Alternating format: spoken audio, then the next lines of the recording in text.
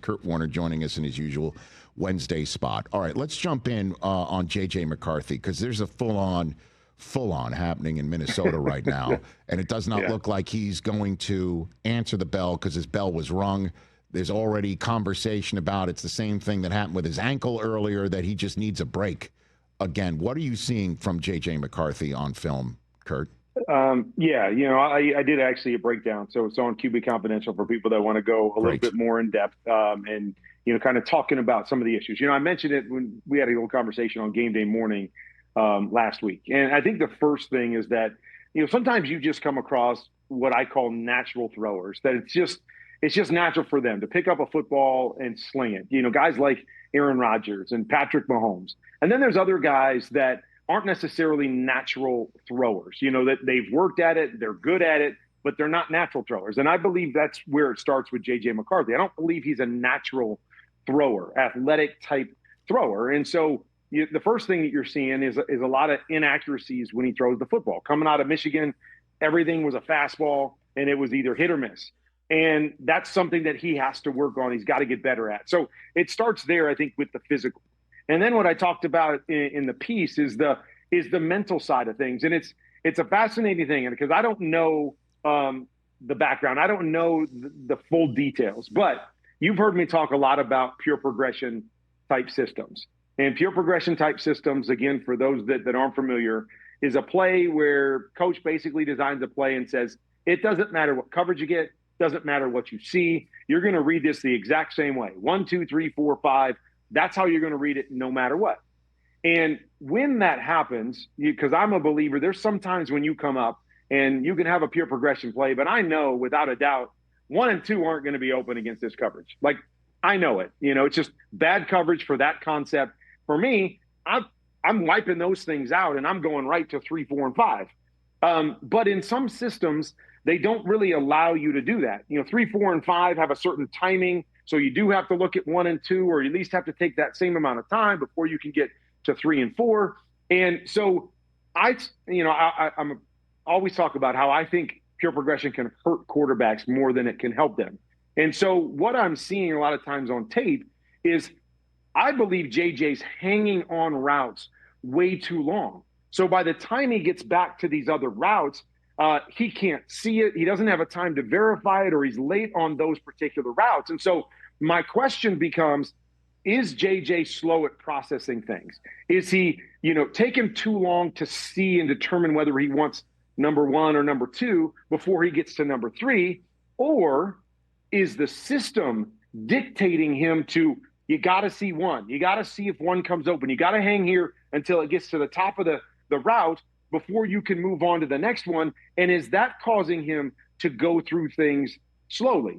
And so that, to me, is the big question I have with what's going on with Minnesota is it JJ? Is it the system? Is it a combination of both of them that's causing him to play slower than he needs to play? He has got to speed up the processing and get to places quicker. So, if he wants to take a little bit more time to throw the football and wants to be more accurate and wants to slow down his body or his arm, he has the ability to do that. But right now, that is the biggest issue that I'm seeing, is that the processing part of it, or at least getting to where he needs to be, is slow. Is it system related? Is it player related? That, to me, is a question that I'm going to continue to look forward to, as he continues to play throughout the season and in his career. But I think it's a valid point, because I see a number of systems built that way where you can't really speed up your process because these other guys aren't quite ready in their route yet.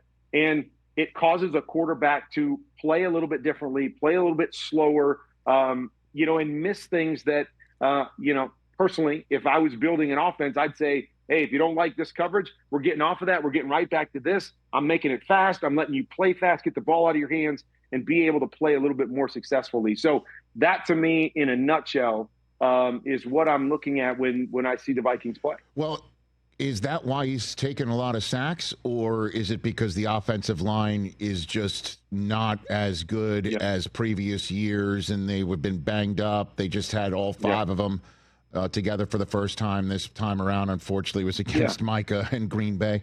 What about that part of this equation? Well, I mean, I would say it's still a combination. I mean, there's times where the offensive line struggled, especially this past week. But yeah, I mean, the longer you take to process information, like if you can get back there and read it and get the ball out on time, that's always going to help your offensive line. So yes, I do believe when he's hanging on something too long on one side, and then we're asking him to come all the way back to the other side of the field and try to verify what's going on coverage-wise back there before you can throw it, that all takes longer. And taking longer, obviously, is going to put more pressure on the guys up front. So I don't think it's one or the other. I think there's different times where you can point to the offensive line, and other times you can point to holding the football too long as well. And so, again, to me, this game is played so fast that you have to speed it up any way possible. And that's where pure progression, or that's where some young quarterbacks struggle. We saw Caleb Williams last year, talked about it so much that he held the ball too long. And he was the most sacked quarterback in the NFL last year because he didn't get through his process fast enough. That, to me, is where JJ is right now for one reason or another, and it has to get better. Well, I mean, 6 games to go, and then there's going to be an evaluation of their evaluation. You know what I mean? A reevaluation. I mean, that is, and I'll leave that to Tom Pelissero to talk about what may be happening in Minnesota right now when he joins us later on. Do we want to do the same Eagles thing again? I mean, right? Because it worked the first half, and then second half, not so much. I mean, I feel like we're at Groundhog Day in it here.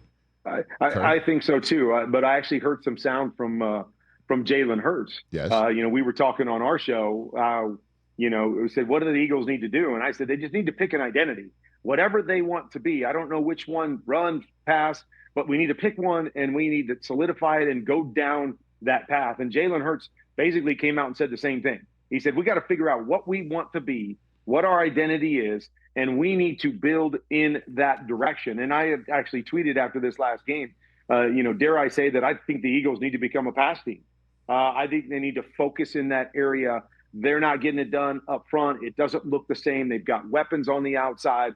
To me, they need to build it from outside in this year based on what I'm seeing. I don't know if they'll do that. I don't know if it's the influence of the head coach that wants to stay the way that they've been and the way they've been successful, which makes sense. But how does that work then? How does that work then, Kurt? What is that during the week? You're just like, hey, listen, Saquon had a season high in receptions in Dallas, 7, but that didn't, that didn't work, right? Although AJ Brown did have a bunch of targets and catches. Same thing with Davante Smith, but it didn't work because why? They kept trying to run it. What does it look like?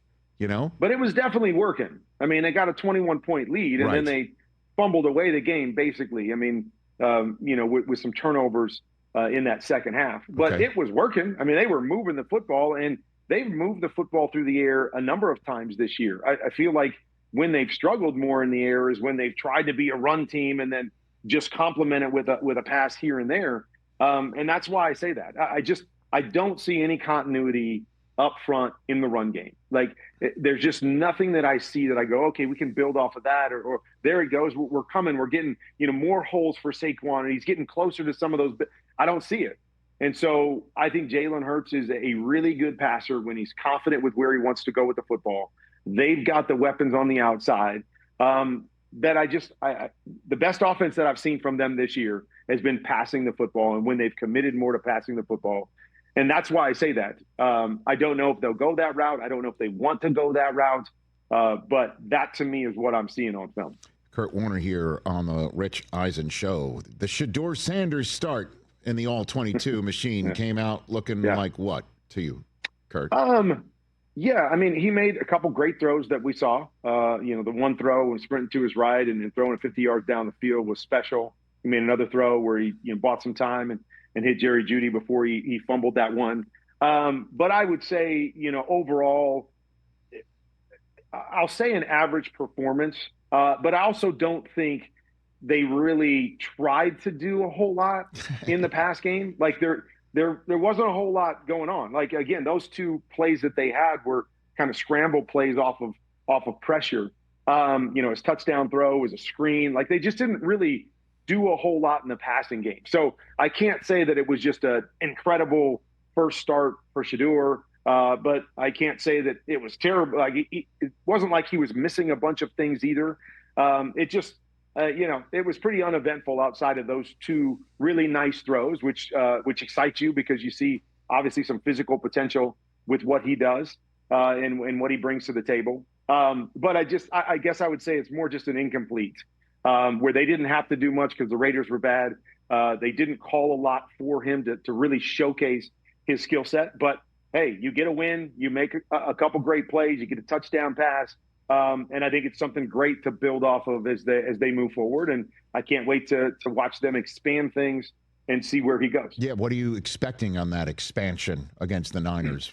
What do you think, Kurt? Yeah. What are you looking for this weekend? Yeah, I mean, I guess I'm just looking for more designed, like just called drop back pass plays, or even play action shots down the field. I thought it was just a really managed game, screens here, design things where he was going to throw the ball a certain place, and so that's all I'm hoping for is, that San Francisco is a good defense, but they're pretty stagnant in terms of this is what they're going to do. They're really good at what they do, but this is what they're going to do. So I think it's, much easier to be able to dial up some things and say, okay, this is how we're going to attack them. And I would love to see some of those more designed concepts to see where Shedeur is right now and in processing that, going through it, holding in the pocket. That's one thing I've seen in these two starts is he had that tendency in college is, obviously the offensive line wasn't great at Colorado, but, bouncing back and always wanting to move when he didn't have to move. I've seen a little bit of that in these first two starts. And so something I want to see him get more comfortable with, staying in the pocket, processing it, getting it out. And so that's just what I want to see more of a drop back pass game than we got to see last week. Packers, Lions, Chiefs, Cowboys, Bengals with Burrow, the Ravens. The best offense we're going to see on Thanksgiving Day is Kurt Warner? Ooh. I would say it's right there in the middle game. You can go with Dallas if you wish, sir. I know. That's a great question. It's hard to go against Patrick Mahomes, but I do believe Dallas is the most complete offense that I've seen this year. Davante Williams is running the ball extremely well. They're doing a great job up front. George Pickens has been awesome. We know CeeDee Lamb can be a great player. I just like their pieces. I like the way that they're doing it and the balance that they have. I know we saw the Chiefs run really well last week, but that obviously hasn't been what they've been good at. So I like 15 and what he's going to do, but I'm probably going to lean towards Dallas and say, they're the best offense going right now, and that's going to be playing on Thanksgiving. Don't you think somewhere Michael Irvin is suggesting to petition the league to see if George Pickens can wear 88 as well? Don't you think? We can have double 88s. Like college, college, there's double numbers. Like he's. But I think one plays offense and one plays defense when they do that. I understand that, but the way that Pickens plays, the beast, the physical play. Yeah. Like that's 88 club stuff, right? Like what we're seeing from him. He does remind me a little bit of 88. The physicality by which he plays at the line of scrimmage and the tough catches that he makes. He does. He looks a little bit like our 88 when he's out there playing. But he has been a beast for them. What an addition he has been for them. And Dak's playing well. It's a fun offense to watch. This is maybe the first. I shouldn't say that. The Eagles aren't a bad offense, but I want to see this defense tested against this Chiefs offense to really see, okay, what did these moves mean? These guys that are getting healthy on the back end. How good is this defense? And we're going to get a great, I think, glimpse of that to really see, do we feel like Dallas can make a run here because their defense has improved enough? And I feel like we always talk before, at the end of our conversation about Matthew Stafford playing out of his skull. And I guess so. Yeah. My question, my different version of that question this week is Matthew Stafford to Davante Adams from the 1 yard line, the Rams version of the tush push. Kurt. Oh yeah. It is nearly unstoppable. And, it's such a great package because he's obviously incredible with his releases that you're not going to stop him one-on-one. And so they just come down there and say, hey, we're going to run the football.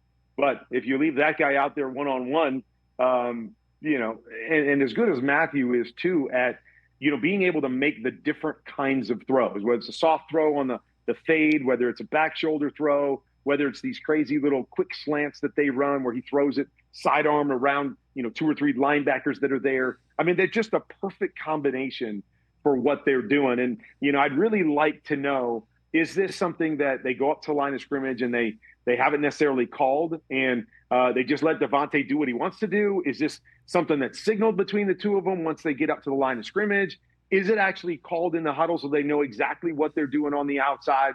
Because it almost looks like it's like, hey, Davante, you go up there and you decide. You decide, what's the leverage? Where do you want to go? Do you want to go inside? Do you want to go outside?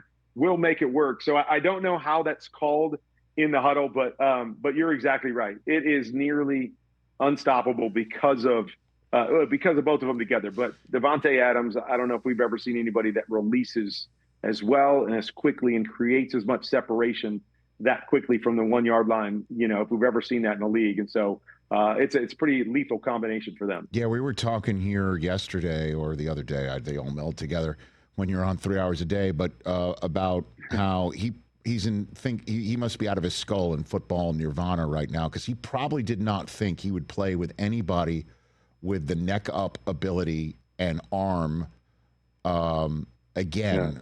Like Rodgers, right? And obviously Rodgers and Stafford are different types of quarterbacks, but he probably never thought, I'm gonna be able to look at my quarterback. He's gonna look at me. We're gonna have some unwritten, unspoken language. Yeah. I'm gonna be able to do my thing. He's gonna do his thing. Neck up, arm. Probably never thought he'd play with anybody like that again, and now he is. There's just not very many of them. Right. I mean, when you're talking about Aaron Rodgers, you're like, oh, yeah, I'll never play with anybody as talented as Aaron Rodgers again. And then you fall into Matthew Stafford, who's one of the most physically talented quarterbacks we've ever seen. We talked to Davante about, how great Matthew is at, manipulating defenses and the no-look passes and all that stuff. And then, what about the fact that not only will you get Matthew Stafford, but you'll also get Puka Nacua, right, another number one receiver like yourself, right, where teams don't know who to cover.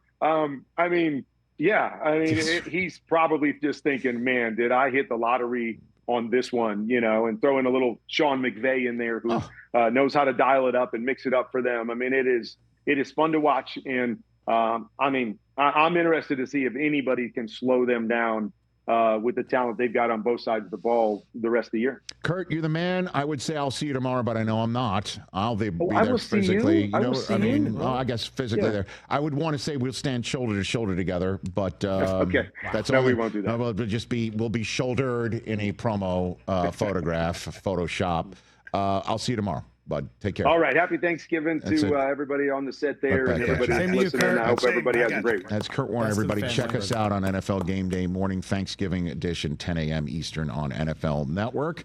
Hey, you made it all the way to the end. Thanks for that. Check us out every single day streaming live on Disney Plus and the ESPN app, 12 to 3 Eastern.